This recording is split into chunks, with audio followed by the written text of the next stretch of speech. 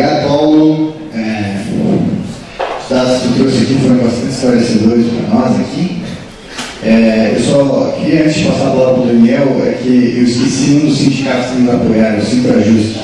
Te agradeço o apoio de todas as entidades que colaboraram para esse congresso. Daniel, é contigo. Bom, boa noite. Ontem a Maria Lúcia começou a exposição dela falando das potencialidades da riqueza do Brasil, né? E eu vou ter que adotar o método inverso aqui para falar da dívida de Santa Catarina. Por quê? Porque a Maria Lúcia teve que fazer um esforço gigantesco para convencer que o Brasil é um país extremamente rico.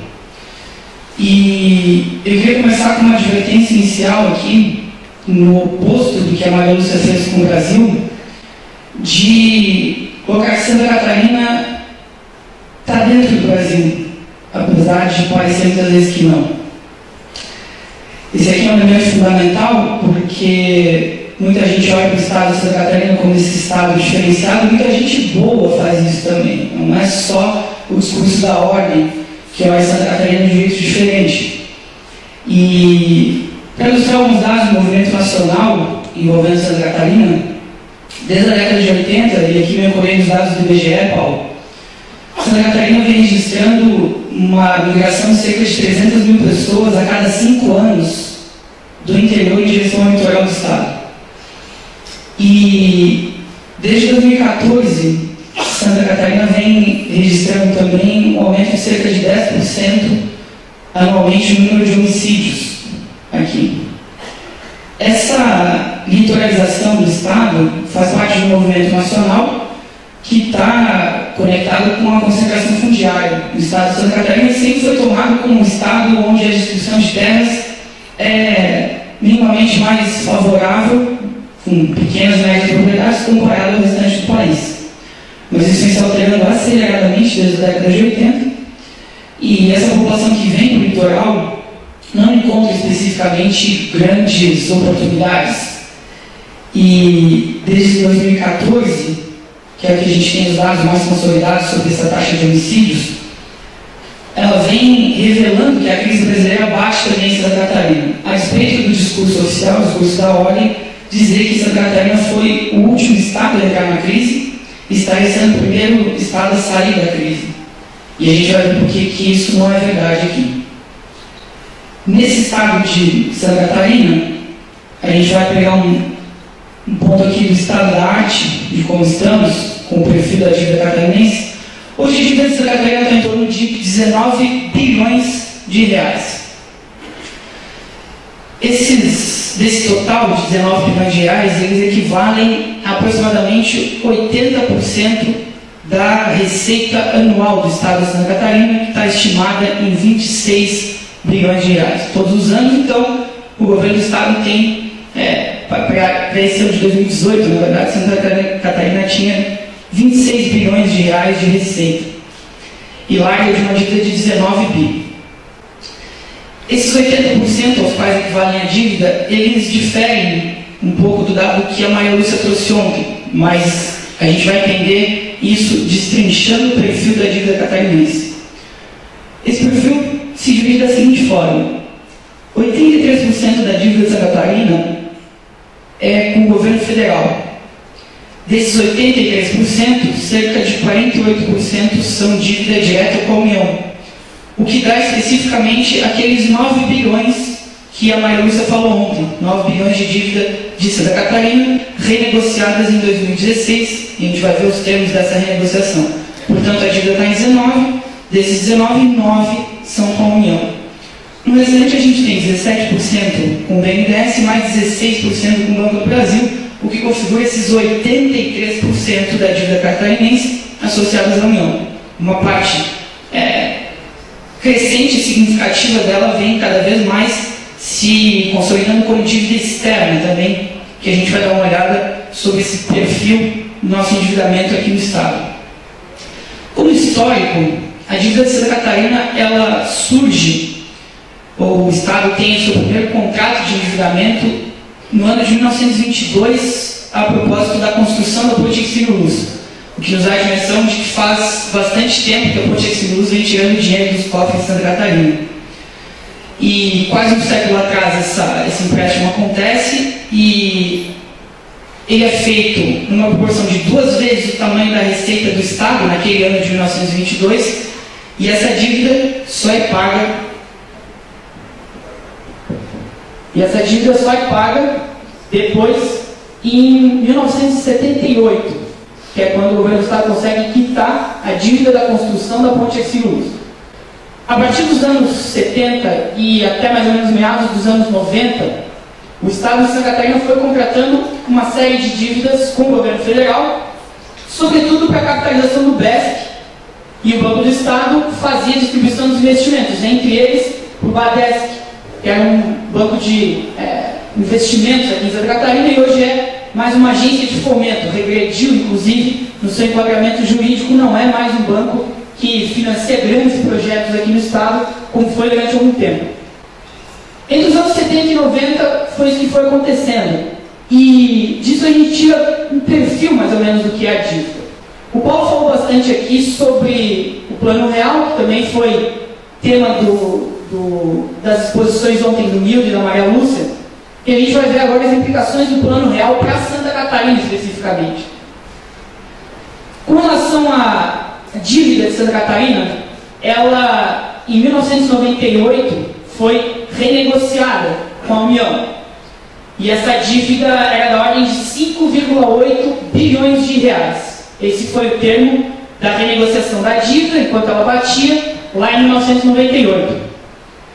Nesse processo de renegociação e na esteira do Plano Real, foram feitas algumas exigências e apareceram algumas condicionalidades que estão atreladas a essa lei número 101 de 2000, o Paulo colocou, que é a lei de responsabilidade fiscal, contra a qual eu e vários outros companheiros temos uma cruzada, porque eu costumo dizer que não tem nada mais irresponsável no ordenamento jurídico brasileiro do que a chamada lei de responsabilidade fiscal.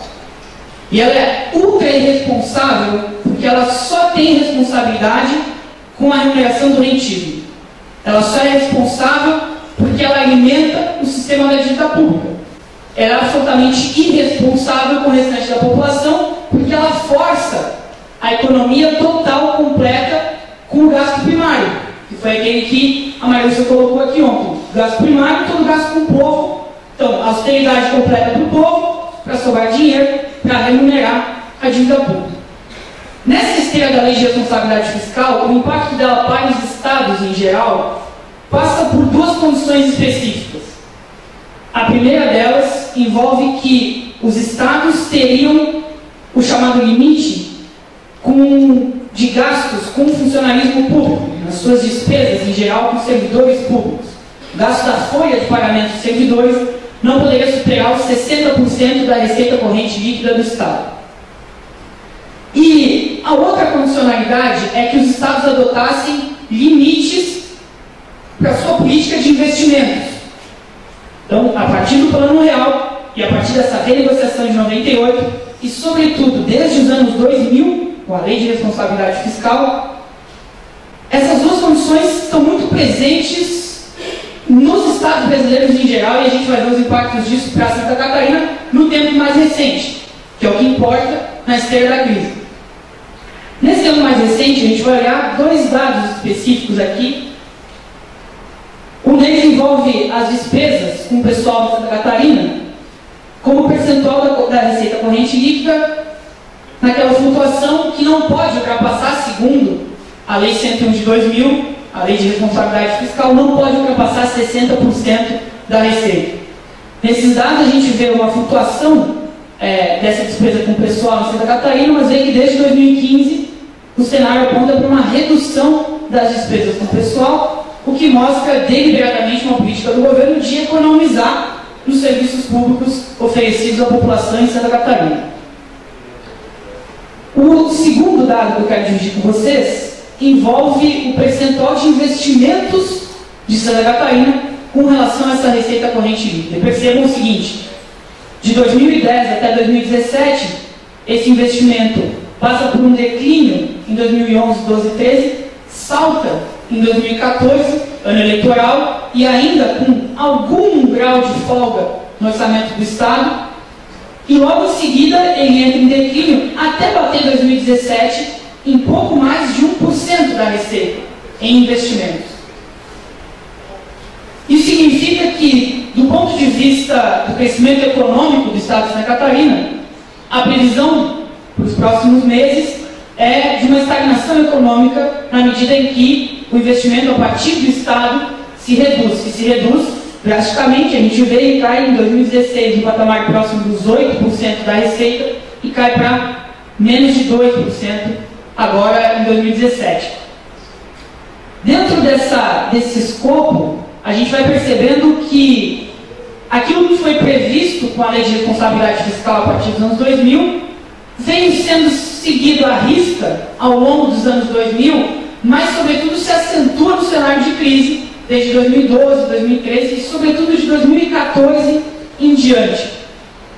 E o Estado de Santa Catarina, especificamente, também executa a mesma política de nível nacional de realizar superávitos primários. Só para a gente ter uma noção, entre 2010 e 2013, o superávit primário do Estado de Santa Catarina foi da ordem de 3,8 bilhões de reais. E na esteira desse superávit, que a gente poderia dizer extraordinário, vamos lembrar que a dívida de Santa Catarina começa a ser contabilizada com a renegociação de 98 em 5,8 bilhões de reais, e nesses 3 anos aqui, nesses 4 anos de 2010 a 2013, conseguiu-se economizar nas contas públicas 3,8 bilhões, economizar com o povo e liberar dinheiro para alimentar esse sistema de endividamento. Dentro desse cenário, de 2011, 12 em diante, o custo financeiro do endividamento do Estado de Santa Catarina e de todos os estados da União, com o governo federal, vem se tornando cada vez mais difícil de ser arcado por esses entes federados. E o que aparece como uma condição favorável durante esse período? Uma taxa de câmbio muito baixa, da ordem de aproximadamente R$ 1,80, R$ 1,90. E em 2012, o Estado de Santa Catarina faz um empréstimo junto ao Bank of America, Merrill Lynch, e contrai 726 milhões de dólares em empréstimos. Isso dava, na época, um pouco mais de 1,4 bilhões de reais. 1,4 bilhão, 1,47, como está aí. As condições do empréstimo são prazo de pagamento em 10 anos. E esses dados que eu estou trazendo para vocês aqui, eles derivam do relatório quadrimestral da dívida pública catarinense, que é publicado pela Secretaria da Fazenda do Estado. E lá nesse relatório, eles falam da utilização desse recurso do empréstimo que veio do estrangeiro contraído com o Bank of America. Do total que foi contraído de empréstimo, aquele documento, o relatório da dívida catarinense, fala que 1,38 bilhão foi utilizado para uma quitação de resíduos em novembro de 2012, 77 milhões foram usados para amortizações e 19,6 milhões para pagamento de juros e correções monetárias. Isso significa que, no total do empréstimo que foi feito com o Bank of America em 2012, Santa Catarina utilizou 93% desse recurso para rolar a sua dívida pública com a União, para pagar juros, amortizações e fazer refinanciamento dessa dívida pública que Santa Catarina tem com a União. Reproduzindo, portanto, esse esquema de agiotagem do ente federal em direção ao Estado. Dentro desse cenário, onde Santa Catarina faz largo uso da austeridade permanente de toda a economia dos gastos com a população, a gente percebe também que esse endividamento do Estado de Santa Catarina ele foi chegando a patamares cada vez mais insustentáveis, mesmo com aquele empréstimo que foi feito do estrangeiro. E o empréstimo que foi feito em dólares do estrangeiro, nessa condição de pagamento de 10 anos, ele ainda assim não foi suficiente para que Santa Catarina apaziguasse as suas relações com a União. E a gente percebe aqui nos movimentos de todas as exposições que me antecederam a deterioração das contas públicas brasileiras a partir de 2011, 2012, 2013, 2014 em diante. E toda a política de guerra de classes implementada pela burguesia contra a população brasileira. Um assalto permanente ao Estado. Dentro dessa seara, da qual Santa Catarina não está alheia, o que a gente pode perceber é que o Estado de Santa Catarina, especificamente, aquele que diz que não sofre tanto assim com a crise, aquele que se vislumbra ser a Europa dentro do Brasil, ele é o primeiro ente federado a começar a questionar o endividamento que se tem com a União. Se vocês recuperarem, puxar notícia ou puxar pela memória, desde 2012 o Estado de Santa Catarina começa a denunciar esse esquema que o Paulo apresentou aqui, que é o reajuste do mecanismo de endividamento público de Santa Catarina pelo indicador do GPDI mais 6%. E Santa Catarina, nesse sentido, também pagou os 20% de amortizações adiantado e conseguiu refinanciar lá em 98, corrigido pelo GPDI mais 6%. A situação vai se tornando insustentável e Santa Catarina vem na ponta de lança com o governador do estado e o então secretário da Fazenda, Gavazzoni, nesse processo de discutir a renegociação da dívida de Santa Catarina com a União.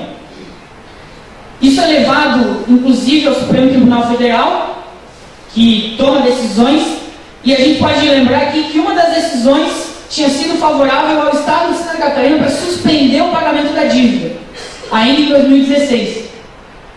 Santa Catarina, portanto, e a elite catarinense, na sua administração, começa a reclamar da dívida em 2012, a sustentabilidade do pagamento dela, da rolagem dela em 2012. Durante 4 anos esse processo vem se deteriorando com as contas públicas catarinenses.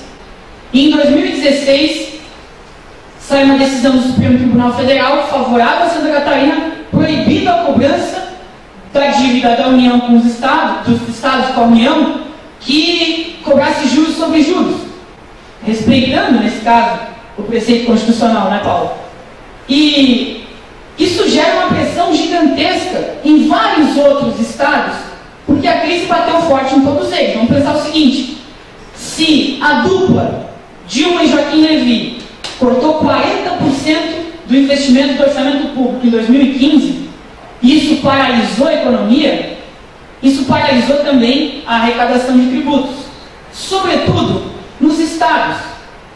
Pegando o caso dos estados, tem 2 tributos principais que são fontes de arrecadação: o ICMS e o IPVA.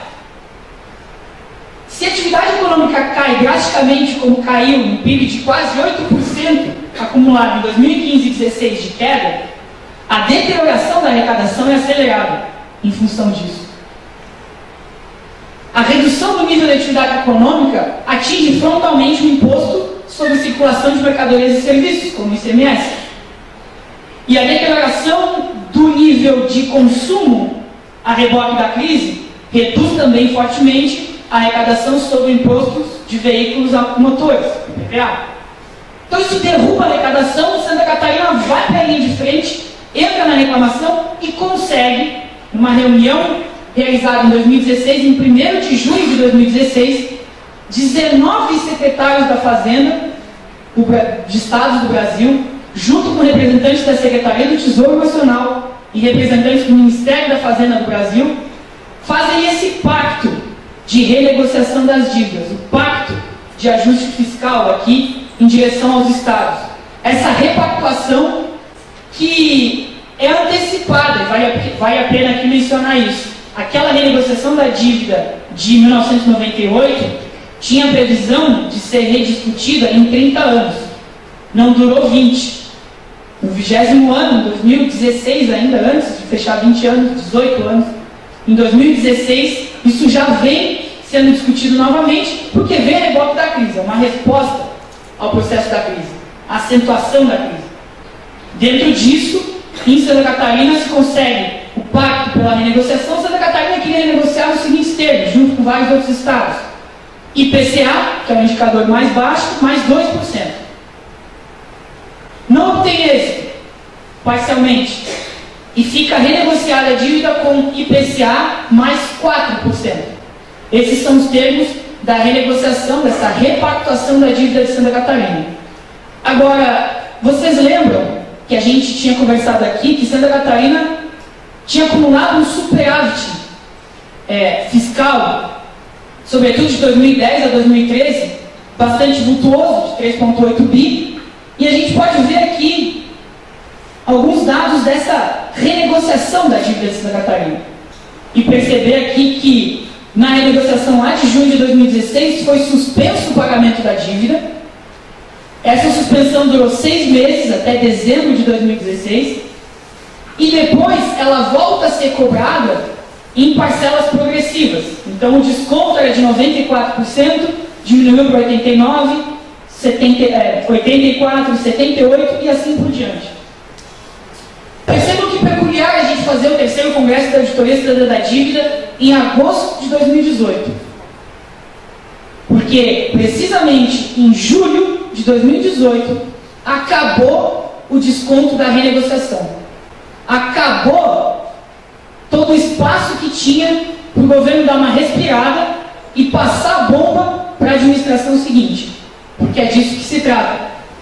Dentro do cenário que a Maria Lúcia Fatorelli narrou aqui ontem, de uma dívida que era de 5,8 bilhões de reais aqui em Santa Catarina, da qual se pagaram 13 bilhões durante esses 18 anos, entre 98 e 2016, e cuja renegociação se deu sob um patamar de 9 bilhões de reais.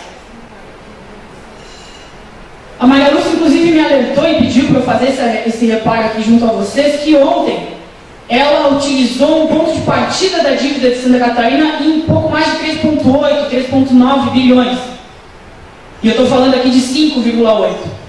E a Maria Lúcia se ancora nos dados que eles conseguiram para fazer a CPI da dívida pública, essa de 2009 e 2010, cujos dados vieram do Banco Central do Brasil e do Ministério da Fazenda.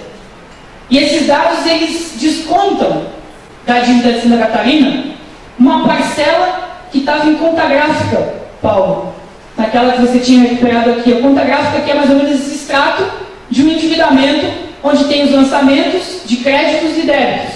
Mas é uma conta que não varia formalmente, ela varia só nos dados, nos números, para fazer um acompanhamento. É isso que dá a diferença entre os 3,9 bi que a Maria Lúcia falou ontem e esses 5,8 bi que eu estou falando hoje, que fazem parte dos dados da Secretaria da Fazenda do Estado de Santa Catarina. Nesse cenário, portanto, a renegociação da dívida de Santa Catarina ilustra um cenário arquitetado. Isso aconteceu em Santa Catarina e em todos os estados do Brasil. A suspensão do pagamento aconteceu por 6 meses e a retomada dos pagamentos progressivamente para se encerrar na metade de 2018, em pleno processo eleitoral. Portanto, a gente pode fazer uma estimativa aqui dos dados do pagamento dessa dívida pelos próximos 30 anos. Esses dados estão no relatório quadrimestral da Secretaria da Fazenda, vocês podem pegar depois, mas a informação relevante que está aqui é a seguinte, que Santa Catarina, lá em 2017, tem um pagamento de juros que envolve pagamento de juros, amortizações e refinanciamentos que larga de 9 bilhões. E essa conta toda aqui, essas 3 colunas, que eu vou disponibilizar também para todo mundo na nossa página da Auditoria Cidadã, elas vão mostrando quanto que vai ser pago de principal, de juros e encargos e o total do serviço da dívida. São essas 3 colunas que estão ali. As datas vão de 2017 até 2048. O resultado final, que está em branco, especificamente em branco, no canto inferior direito de vocês, ele é o total de serviço da dívida que Santa Catarina vai pagar. E antes a gente tem o total do principal e o total dos juros e encargos. São 36 bilhões de reais em principal, 22 bilhões de reais em juros, que dão um serviço da dívida total de 58 bilhões de reais em 2048. Lembrem que nós partimos de 2016 com uma dívida de 9 bilhões de reais. Para em 30 anos fazer um desembolso de 58 bilhões de reais. São 6 vezes mais do que o montante inicial da dívida. Percebam o negócio que Santa Catarina fez aqui nessa repactuação da dívida. E um dos elementos que mais se associa para os governos Lula e Dilma durante os anos 2000 foi a possibilidade de quitar os débitos junto ao FMI, né? O Brasil teria, portanto, se tornado credor do Fundo Monetário Internacional, e ao se tornar credor do Fundo Monetário, teríamos agora a possibilidade de executar nossa política econômica sem as famosas condicionalidades do FMI. E o que o Brasil faz em 2006 é pagar de fato os seus débitos junto ao FMI, se tornar credor do órgão, mas seguir aplicando exatamente a mesma política de austeridade. O que implicaria, de fato, quitar a dívida com o FMI? Se livrar das condicionalidades impostas pelo Fundo Monetário. O que se faz no Brasil? O contrário. Aprofunda-se a cobrança das condicionalidades e esse sistema da dívida segue sendo alimentado, que quita recursos de estados e municípios em direção à União. Vale a pena mencionar aqui também o seguinte: esse plano de recuperação dos estados, ele veio na mesma esteira da aprovação da Emenda Constitucional 95, aquela do teto. E logo que o Michel Temer assume o governo, ele faz um ajuste formal, em parte do assalto ao Estado que existe no ordenamento jurídico brasileiro via desvinculação das receitas da União. A desvinculação das receitas da União, a DRU, que é criada ainda como Fundo Social de Emergência lá em 94, e passa a ser desvinculação das receitas a partir dos anos 2000, ela é de 20% do total do orçamento. Assim que o Michel Temer assume, ele aumenta para 30%. 30% do total do que pode se apropriar das receitas vinculadas do orçamento público federal. E a novidade aqui nesse caso, na repactuação da dívida com os estados, é que existe uma previsão para que os estados façam o mesmo.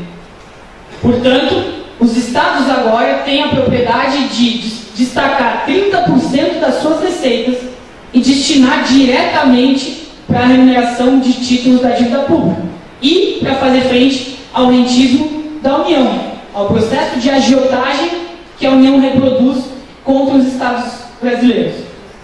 Então pode-se quitar 30% do orçamento e jogar para lá. É o que ficou convencionado chamar de DREM, que é a desvinculação das receitas dos estados e municípios, que é prima irmã da DRU, e passa a vigorar a partir de 2016 também.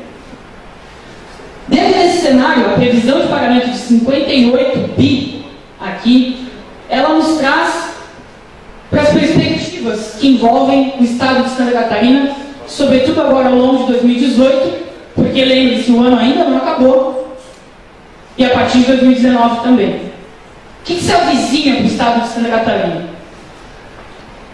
Se tem algo de peculiar aqui, é que de alguma forma as concessionárias em geral de água, luz, telefone, elas conseguiram resistir de forma bastante limitada a todo o processo de venda de empresas estatais. Só que isso é uma meia-verdade, porque ao longo dos anos 2000, todas essas empresas foram abrindo seu capital para investidores estrangeiros também. Então o que a gente tem, no final das contas, é que aquilo que era a tônica dos anos 90, de se ter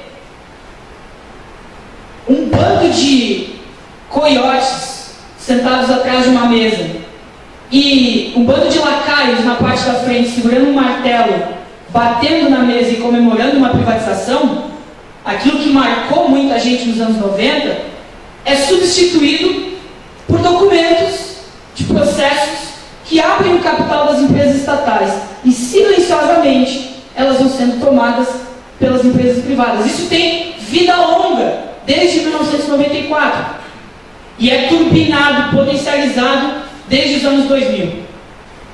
Nessa esteira, a gente tem o fato de que empresas como a Celesc e a SC Gás, que é controlada na sua maioria pela própria Celesc, passam por processos silenciosos de privatização. Por exemplo, a Celesc teve parte das suas ações preferenciais compradas por uma empresa chinesa, multinacional, um capital chinês que controla.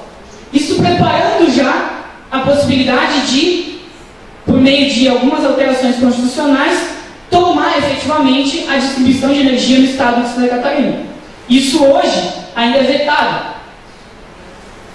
Quem pode acompanhar, por exemplo, as delações da Odebrecht e da OAS envolvendo o governador Raimundo Colombo, percebeu que ele tinha, nas eleições de 2010, negociado a Casan com as duas empreiteiras. Ele prometeu que ia entregar para as duas. E as duas delações falam isso. Ele estava rifando a Casan. E aí chega 2012, essas duas empreiteiras vêm cobrar a conta dele e ele diz: não posso, acabei de ver e pela Constituição é proibido privatizar a Casan. Segura um pouquinho aí, não vai fazer agora. E foi o que ele fez. Empresas então como a Celesc e a SC Gás passam por esse processo de privatização acelerada. E essa compra de ações preferenciais da Celesc por parte da empresa chinesa já é o prelúdio da tomada da empresa de distribuição de energia aqui do estado de Santa Catarina. O segundo movimento envolve a Casan especificamente, que precisa, assim como a Celesc, dessa alteração constitucional, e dentro de uma nova política estabelecida pelo governo federal em 2017, as concessionárias de água e esgoto, elas têm que obrigatoriamente fazer investimentos em setores e em regiões que possam prover essas empresas de lucro, sob pena de poderem entrar no rol de empresas privatizadas. Então, já tem um ordenamento jurídico nacional preparando a privatização das concessionárias de água, a SEDAI no Rio já foi, e a concessionária aqui de Santa Catarina está na ordem do dia para ser passada também para o capital privado.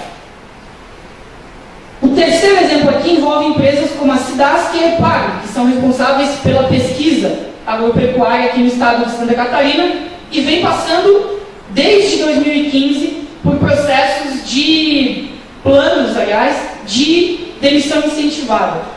Vem se tirando a quantidade de funcionários necessários para tocar essas duas empresas e sucateando a possibilidade dessas empresas de oferecer algum serviço público para a sociedade catarinense.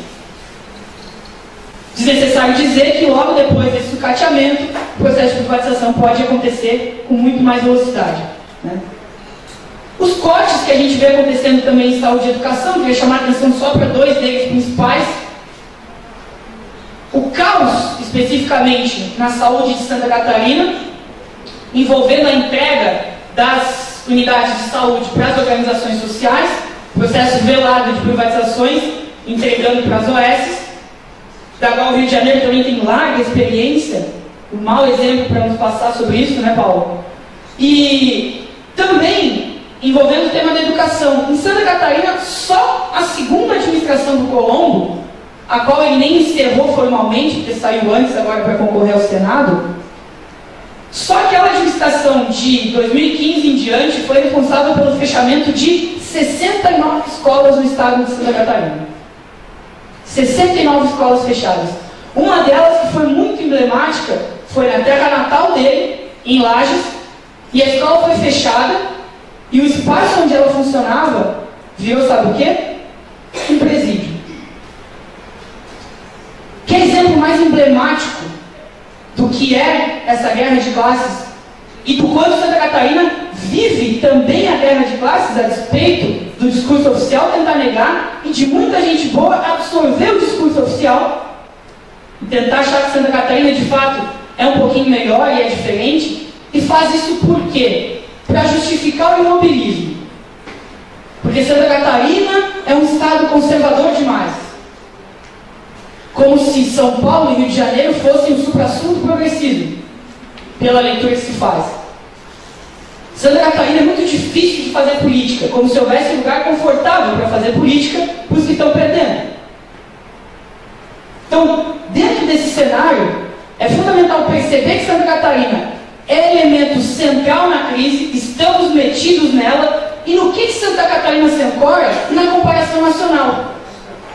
O desemprego em Santa Catarina é de 7%, enquanto o nacional, no dado oficial, desemprego oficial, beirando os 13,8%, quase 14%. Santa Catarina está melhor, então? Olha, se eu voltar 3 anos atrás e ver que o índice de desemprego em Santa Catarina era 2,5%, eu percebo que 7% é um crescimento vigoroso. E todos os dados de Santa Catarina, se vocês observarem, eles sempre vão dar algum jeito de se referendar, não na Santa Catarina do passado, mas no Brasil. Porque isso é extremamente funcional para a ordem. E dá a dimensão para todo mundo de que Santa Catarina, de fato, parece que não está tão ruim assim. E que as coisas estão piores no resto do país. Rigorosamente falso. Santa Catarina passa pelo mesmo movimento, mas parte de uma base diferente. Agora, o acirramento da guerra de classe em Santa Catarina é público e notório. Dentro desse cenário ainda, a gente tem a escolha específica do orçamento de Santa Catarina de lidar com o tema das classes. Para 2019 está previsto no orçamento de Santa Catarina uma renúncia fiscal da ordem de 5,9 bilhões de reais. Eu falei para vocês aqui no início que o estado de Santa Catarina largou de uma receita em 2018 de 26 bi. Então isso dá aproximadamente 1/5 da receita do estado sendo concedido em isenções fiscais para os grandes capitalistas, sobretudo de 2 áreas muito vigorosas aqui no estado: a produção têxtil e principalmente a agroindústria. São os 2 principais beneficiários que desses 5,9 bi levam praticamente a metade em isenções fiscais. E por isso se apresentam como competitivos.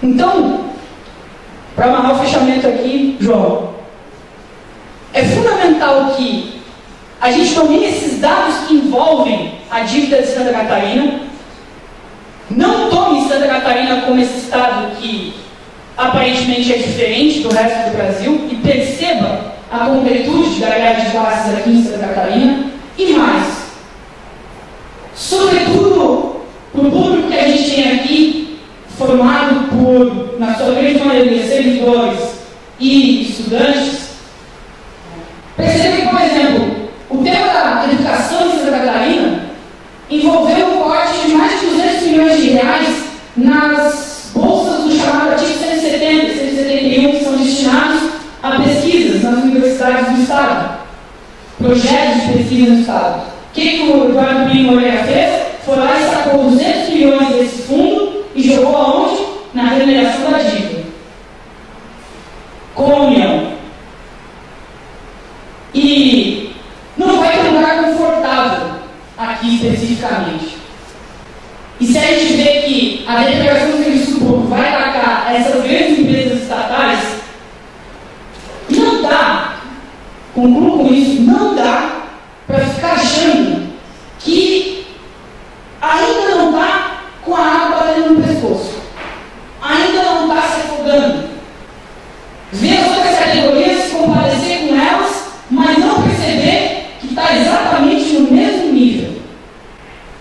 Não achar que porque é professor universitário do Estado, está numa condição diferente. Ou porque é servidor de um órgão que, aparentemente, no Estado é mais prestigiado, está imune a esse processo. Tudo que vem acontecendo aqui aponta na direção oposta. De que a guerra é, de fato, contra os servidores públicos, e dentro das condicionalidades que o governo de Santa Catarina impõe, em que ele está aqui, Paulo, de passar a considerar, nessa negociação de 2016, passar a reconsiderar o que é, de fato, investimento em pessoal, e colocar os terceirizados na conta, e colocar os aposentados na conta, e inchar artificialmente a conta dos gastos dos 60%, e fazer com que o programa de demissão generalizada de servidores públicos possa ocorrer das mais variadas formas. Pode ser diretamente pelo assédio, considerando que o empregado público não está cumprindo com os índices de produtividade e performance, ou sem o reajuste empurrando vocês para qualquer outra categoria que não seja ao serviço público, ou ainda por meio da privatização completa de determinadas empresas que vão simplesmente se livrar desses trabalhadores que operam nessas empresas. Então, não tem lugar confortável para ninguém. Não dá para pensar também que, assim, olha, de fato, eu estou com um salário aqui perdendo poder de compra e eu estou esperando um novo serviço público, outro concurso público, que aí eu vou prestar para dar uma subidinha na carreira. Vou largar isso aqui, que não está me ajudando. Porque o sujeito só pode estar na lua se pensa que isso vai acontecer. Se pensa que vai ter abertura de mais concurso público com esse cenário. E se o concurso público vai pagar um bom salário com esse cenário. Não vai. Bom, gente, é isso. Fico à disposição. Muito obrigada pela atenção.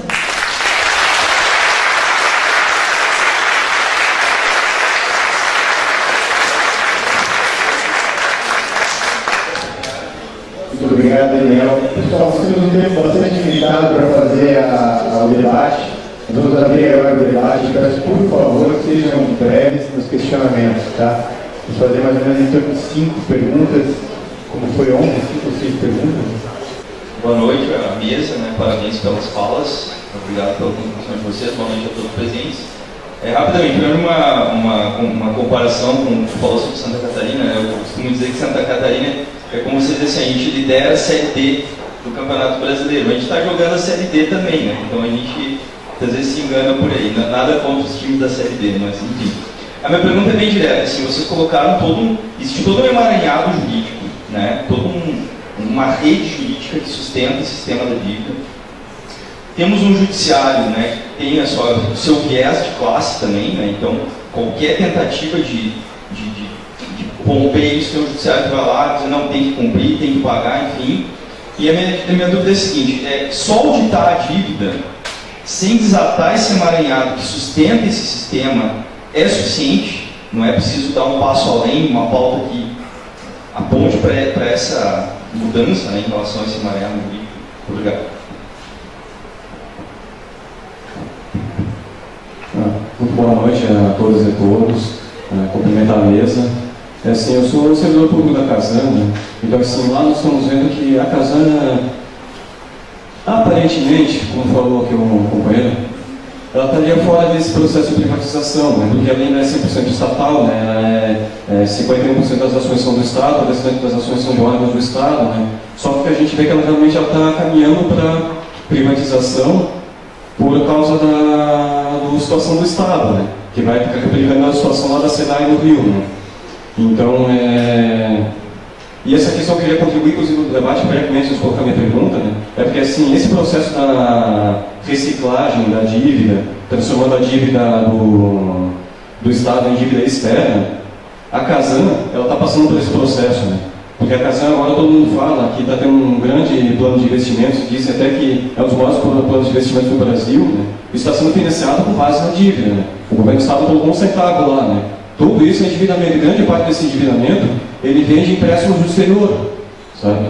E assim, isso já está vindo, esses empréstimos já estão sendo rolados porque a contrapartida, que seria o retorno do investimento, não está acontecendo ainda, então está acumulando dívida em cima de dívida. E talvez seja isso hoje a única coisa que impede a privatização da Casana, é todas essas dívidas colocadas, né?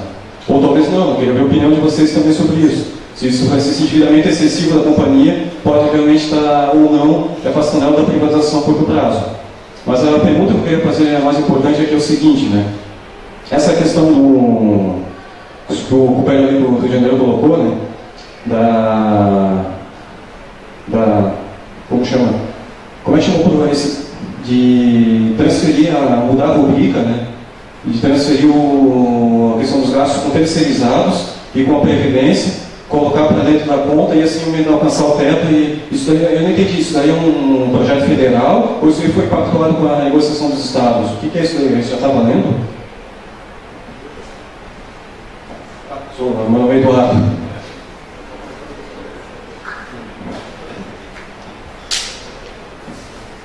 Meu nome é Rita, eu sou do INSS.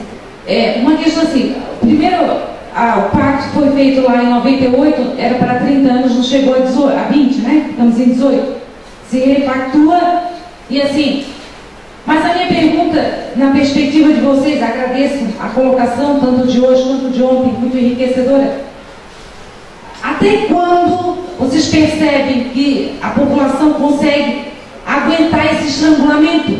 Porque assim, cada vez mais se vê que se tira dinheiro dos serviços públicos, das políticas públicas, para a dívida. Então se vai criando mecanismos, já a DRU, que era nacional, agora já é municipal, estadual, vai se criando mecanismos para cada vez mais cada ente possa retirar dinheiro das necessidades básicas, para atender as necessidades básicas. Até que ponto a população vai aceitar? A gente já viu algumas reações, mas eu ainda acredito muito tímidas. Então, como que vocês percebem o cenário que se apresenta diante desses mecanismos que são criados a cada momento para cada vez mais roubar dinheiro do serviço público? Boa noite, Maurício. Meu nome é Maurício, sou economista, trabalhador do DIEESE. Eu acho que o Daniel levantou um ponto aí que é fundamental, que é o fato da volta da totalidade do pagamento do serviço da dívida, né? Daquela renegociação que foi feita em 2016.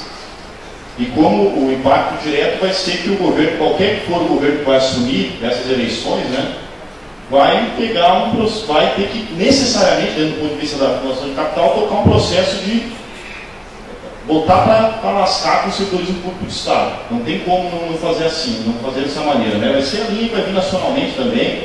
Rio de Janeiro é um balão de ensaio que vai acontecer no Brasil inteiro. Só que tem uma armadilha de achar que unicamente pelo arroxo para cima da classe, a classe vai se levantar. Por quê? Porque o que está acontecendo na prática é o quê? Por exemplo, os trabalhadores da ACT do Estado da Educação Pública aqui em Santa Catarina. O que acontece na prática não é que o ACT, por ser mais precarizado, ele tem mais disposição de luta. Pelo contrário, o cara tem que dar aula em 5, 6 escolas, é o trabalhador terceirizado. Então, se não tiver o compromisso daqueles que estão aqui, que queiram fazer política, irem para uma alternativa organizada e sair apenas da posição de participar de congresso, de participar de qualquer coisa, de ouvir falar, o que vai acontecer é a ampliação da degeneração do quadro. E a tal da mutação da emenda constitucional 95, do sistema da dívida, vai continuar correndo, se ampliando, amplificando. Os efeitos são drásticos para a classe trabalhadora, que é quem paga o preço, não só para o servidor público, mas para o trabalhador da iniciativa privada, que está também submetido à dinâmica financeira, porque um trabalhador que trabalha na linha de produção da BRF, que recebe o subsídio fiscal do Estado, é o cara que tem o seu gerente remunerado pelo retorno que ele dá em termos de lucratividade para o acionista, que é o cara que é proprietário da dívida pública também. Então é todo um sistema interligado que só vai gerar degeneração se não tomarmos, do ponto de vista concreto, prático, aqueles que podem, né, que estão disponibilizando uma sexta-feira à noite, para pensar esse tema, a organização como ponto central. Porque senão vamos ser espectadores da degeneração brutal da sociedade brasileira. Eu acho que eu queria ouvir disso de você. Qual é a perspectiva organizativa e política para reverter, porque a eleição não vai dar. E está muito claro no debate eleitoral ontem, onde inclusive o candidato que é da esquerda vai lá e faz entra na picuinha e não toca nas questões centrais. Ele tem que ouvir do Bolsonaro que eu quero discutir o Brasil. Então temos que sair da lacração do Facebook, temos que ir para a política real, discutir os problemas centrais. Menos lacração e mais política, né?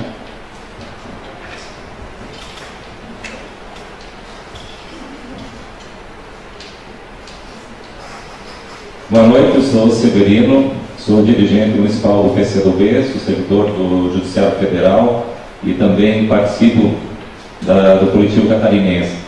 Eu gostaria que o professor Daniel aprofundasse a questão que ele explanou muito bem sobre a dívida de Santa Catarina, no aspecto que houve uma renegociação de uma negociação anterior, um valor pago exorbitante, se agendou por um certo período, com aditivos, acréscimos ali, né? Esse valor ele vai chegar naquela data limite lá no final do contrato da renegociação, ela vai zerar essa dívida, ela não vai, ela vai ficar uma dívida gigantesca, né? Essa é uma dúvida que ficou para mim. E uma outra questão que ontem já foi colocado, a pessoa que me antecedeu também reforçou muito bem, é que além de nós sair de algumas comodidades dos meios telemáticos, informáticos aí na nossa comunicação e na nossa mobilização social, na nossa categoria do judiciário nós estamos alertando e chamando todos para também dialogar com as demais categorias e mais do que isso, né? Nós, enquanto categoria organizada e organizações, temos que olhar além do nosso umbigo, olhar para o horizonte e dar as mãos para o povo brasileiro, para o povo latino-americano, né? O Nildo reforçou muito bem na fala dele ontem. Acreditamos que é por aí o caminho. Bom, bem rapidamente, né, porque vai ser pouco tempo para a explicação dos palestrantes, só dizer em nome do núcleo ali, na verdade esse tema, dívida pública e o sistema político brasileiro, foi escolhido pelo núcleo catarinense em função do momento histórico que o país vive, né, principalmente a questão eleitoral agora, e a gente sempre brinca, pelo menos eu digo muito isso, que enquanto a torcida está se matando, Paulo, tu até usou uma analogia parecida, enquanto a torcida ali, aliás, a torcida dos times está se matando na arquibancada, sangrando de morte, né? Os juízes estão trocando as regras do jogo, estão levando a bola para casa, os próprios times estão indo confraternizar na mesma boate, comendo o bom e o melhor, né? A seleção brasileira que não deixa de mentir, e a gente fica nessa dicotomia aí de achar, tem certas ilusões que a gente tem que perder, e a gente vê, inclusive, talvez como o Maurício disse ontem no debate, que eles sequer arranham, o debate político sequer arranha a superfície do tema principal político que a gente tem que, aonde a gente quer chegar, que país é esse e o que está acontecendo, que engrenagens, que engenharia é essa que está tomando e deixando de joelhos os estados, né? Não só o Brasil, mas o mundo todo. Então foi nesse sentido que a gente procurou trazer a Patorelli, trazer o Nilton, trazer o Paulo, trazer o Daniel, e até agora, no dia de hoje, questões locais, para que existe muito mais do que discursos pífios, né, e rasos, né, e a gente tem que aprofundar um pouco mais a nossa consciência política para poder pegar e se organizar, principalmente se organizar, porque senão nós vamos ser só espectadores mesmo. Obrigado. Ok, 5 minutos. Bom, o Eduardo falou aqui da Casan, né? Cadê o Eduardo? Aí. Falou da Casan e vai recuperar outra coisa, né? No sul maravilha aqui de Santa Catarina, nós somos um estado que tem 42% de cobertura de saneamento básico. Aqui. É um dos piores do Brasil. E eu diria o seguinte, né? Todas as perguntas acabaram, vou tentar dar uma resposta nesses 5 minutos que passam por tudo isso, mas o que a exposição ilustra? Aquela tabela de 2017 até 2048, que mostra esse processo de multiplicação da dívida, tem 2 recados ali. O primeiro recado é que essa dívida não existe para terminar de ser paga um dia. Ela só existe para funcionar como mecanismo de drenagem de recurso dos entes menores, municípios e estados, em direção à União, porque a União alimenta o sistema da dívida no espectro nacional. Essa ligação, essa conexão é a principal. Esse é um dos recados daquela tabela que está elaborada pelo governo do estado, no relatório estadual da dívida, previsão de gastar 58 bi até 2038. E o segundo recado é que esse mecanismo, ele opera uma lógica nacional e ele tem contornos dramaticamente locais. Se a gente perceber localmente, o Brasil fez superávites primários vultuosos ao longo dos anos 2000, da ordem de 2,3% do PIB, de 2000 até 2012. É um superávit extraordinário que daria para ter mitigado o problema da dívida. E a dívida só cresceu e só multiplicou nesse período. E a violência nos estados e municípios explode nesse período. Uma poupança, um esforço fiscal gigantesco do Estado para alimentar o sistema da dívida. Então a dívida é o mecanismo que organiza boa parte do sistema político brasileiro. É, a partir do Plano Real, o centro da acumulação de capital no Estado e tem as suas repercussões regionais em estados e municípios. Se isso vai parar, não existe para parar. Só vai parar se a gente parar. Porque vamos fazer o quê? Botar uma bancada da CD no Senado? Na Câmara? Não vai resolver resolver o problema. E se for, a presidência vai lá e veta. Todas as experiências só mostraram que as dívidas foram agitadas e que esse sistema financeiro foi enfrentado por meio de uma liderança política que capitaneia esse anseio popular, essa indignação coletiva. E é sempre uma relação dicotômica. Por quê? Porque ela exige lideranças expressivas que possam traduzir politicamente o que está acontecendo, mas ela também exige sistematicamente preparação dos trabalhadores, que são os que sofrem na ponta. E preparação significa, não é aquela dicotomia rasa, será que eu faço um mestrado ou será que eu vou na próxima marcha? Será que eu escrevo um artigo ou será que eu vou numa manifestação? Não tem espaço para isso, nunca teve e agora é muito menos. É os dois e mais um pouco. Quem quer transformar o sistema tem que fazer hora extra aqui. É trabalhar dentro dele e na hora livre trabalhar para superá-lo, para derrotá-lo. E isso implica, a crise tira as pessoas do cenário de normalidade. A normalidade aqui é eu trabalhar de segunda a sexta, até às 6, vou para casa e tal. A crise dissipa tudo isso. Trabalho mais durante a semana, tem que começar a trabalhar no final de semana, tem que adiantar coisa, mesmo assim o dinheiro não é suficiente. Isso tudo tira da normalidade. E é um gigantesco convite à militância. Mas tem que topar. Tem que aceitar. Tem que se colocar como sujeito. E quando tem que se colocar como sujeito, não dá para ficar depositando esperança em eleição. Dentro desse sistema político aqui. Achar que uma mobilização, vamos colocar alguns candidatos aí e ficar assistindo o discurso deles porque vai fazer bem para a alma e alguém que pensa como eu. Chega disso, não é mais suficiente. Acabou, a patroa está vindo, está passando por todo mundo. E aí é fundamental a organização. Então, vou pegar aqui do que o Maurício e a Rita colocaram, que até quando a gente vai aguentar isso, eu não sei, mas eu não sou adepto do quanto pior melhor, porque isso não vai despertar os trabalhadores espontaneamente. Não é o que a história nos ensina. Então, ou a gente lê de fato o que está acontecendo, interpreta a verdade dessa situação e se mobiliza contra isso, ou a gente vai ser tragado, engolido pelo processo e poucos vão sobrar para contar a história do que aconteceu. Porque se tem a guerra de classe declarada por um lado, não dá para ficar de ninguém do outro achando que dá para mediar e resolver as coisas. Ou encara na mesma altura, se organiza e coloca à altura essa luta, ou não vai dar. E aí, do ponto de vista sindical, também tem que perder a fezinha na eleição. O candidatinho, o deputadinho, que pode ter espaço na tribuna para falar de vez em quando. Chega disso, não adianta. A gente faz isso e acumula uma derrota atrás da outra nos últimos tempos. É só isso que tem dado. Então, organização fundamental. Preparação teórica fundamental. Porque se a crise torna um tempo mais curto, eu tenho que otimizar esse tempo nas lutas que valem a pena. E eu tenho que saber ler quais são as lutas que valem a pena. Quais são as que vão tocar nesse esquema aqui de endividamento que organiza a política e a sociedade brasileira. Tem que saber disso. Senão estou fora da jogada. Tem que deixar a figura de ser objeto de política e passar a ser sujeito dela. Vou endossar aqui o que o Maurício colocou. Se a gente está aqui nesse espaço, numa sexta-noite, com capacidade de reflexão sobre o tema, é a gente que tem que atuar. Não é mais ninguém. Então, organização fundamental. Preparação teórica fundamental. Para otimizar o tempo da luta e da militância. É isso. Obrigado.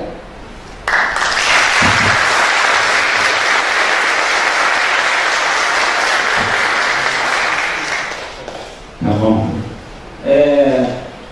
Eu queria colocar a primeira coisa. A gente sempre pensa que a política parte do todo para o indivíduo.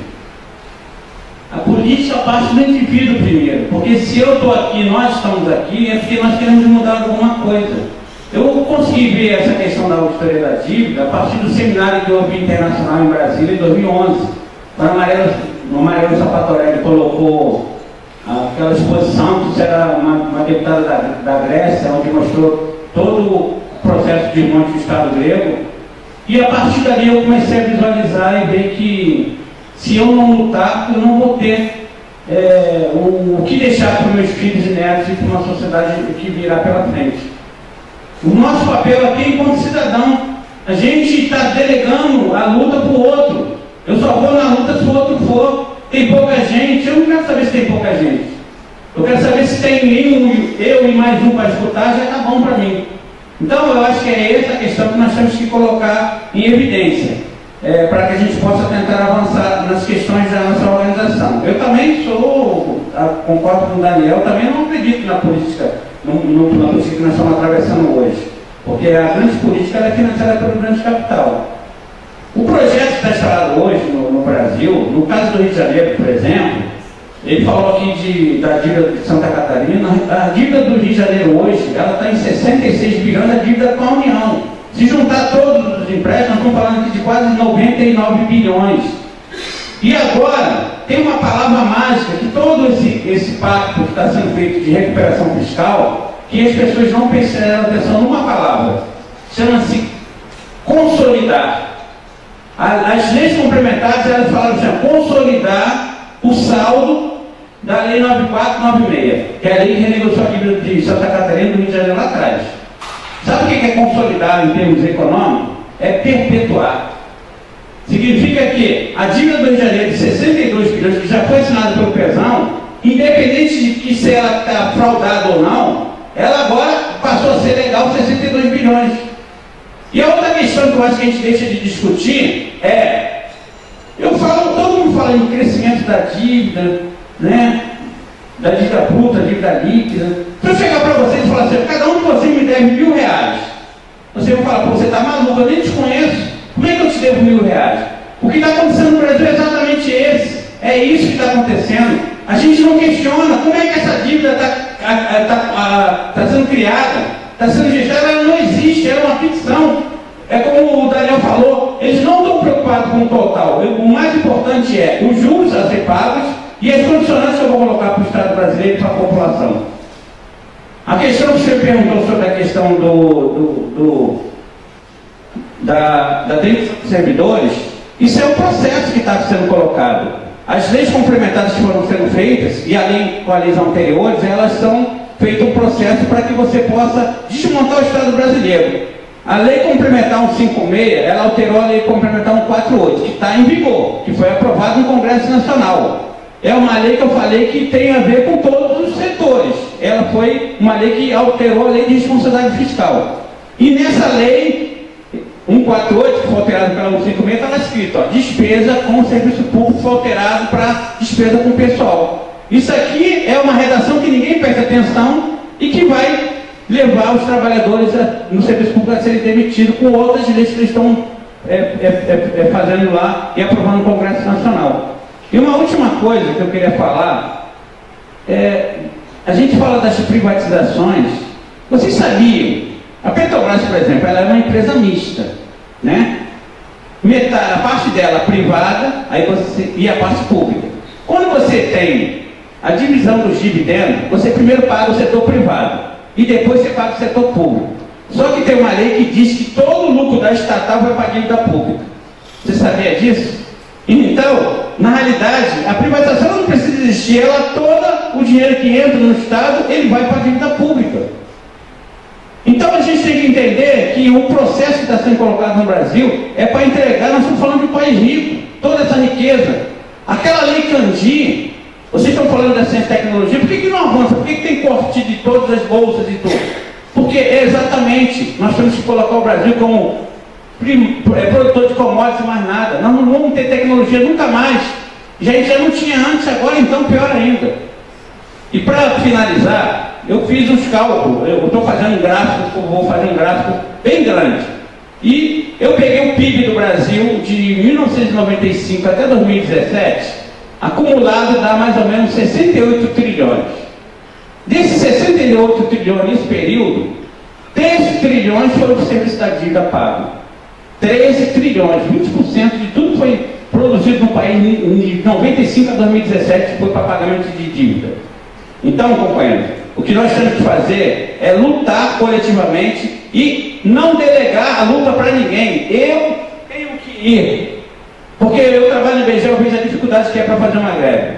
Só que a greve ou a manifestação, ela é uma decisão individual. eu tenho que fazer, eu tenho que estar disponível para estar na luta, para estar sexta-feira aqui, podia estar na minha casa, e estou aqui com vocês, né? Estou com saudade da minha esposa que está lá, minha família, mas para mim é essencial. Vocês sabem que nesses 2 dias que eu tive aqui, eu perdi dia de trabalho, porque no IBGE nós temos catraca.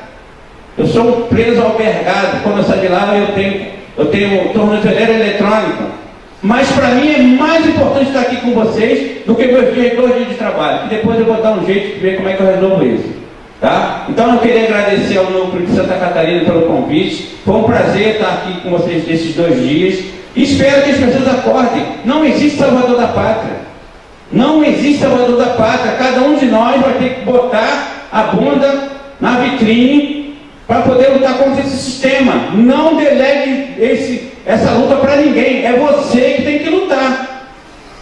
Tá? Então eu convido vocês a entrar na luta com todos nós que estamos aqui. Um abraço e vamos para a luta.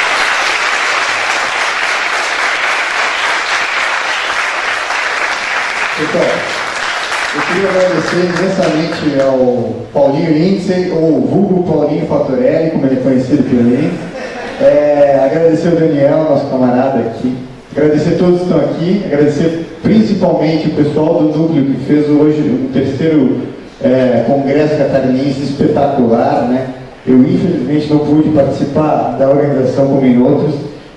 Eu acho que a lição que fica aqui desse congresso, que eu pude acompanhar ontem pela internet, uma parte, e aqui hoje, é o seguinte: a auditoria não é só um mecanismo técnico, não é só um mecanismo para ver o que é as coisas, mas é uma ferramenta política. E é por isso que um dos temas aqui se trata do sistema político. Imagina se nós pudéssemos fazer uma auditoria cidadã. Qual seria o argumento de um liberal para a auditoria cidadã? Para o argumento comum do liberal de que nós temos que pagar a dívida. Qual seria ele depois de ver tudo que a gente viu nesses 2 dias de congresso? Nós não só deslegitimamos o argumento do liberal, ganhamos politicamente, mas também nós abriríamos uma margem não só para poder cancelar a dívida, mas poder realmente trazer uma verdadeira transformação do nosso modelo econômico atual, que é um modelo absolutamente injusto, absolutamente beneficiando as classes dominantes desse país, né? Então, se o Paulo disse que a gente não quer fazer a revolução, mas pelo menos a gente abre caminho para isso, eu acredito. Então, muito obrigado pela presença de vocês, e a gente está aí à disposição para as nossas reuniões, nossos eventos. É só seguir a gente na página do Facebook e a gente convoca vocês para participar dessa luta também. Muito obrigado.